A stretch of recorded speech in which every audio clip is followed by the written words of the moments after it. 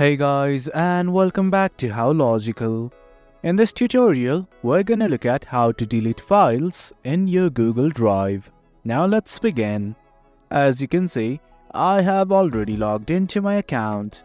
In case you have not, do log in. It's quite easy. All you have to do is go to google.com and sign in to your Google account.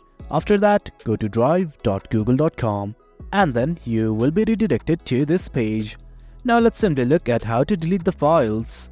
I'm gonna show you guys two methods by which you can delete the files. Right now, let's say I want to delete this file. I'm simply gonna click on it, and right here at the top, you can see a trash can icon right here.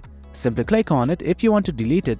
Else, if you don't want to do that, right click on the item, and from here you can see the move to trash button. You can use this as well.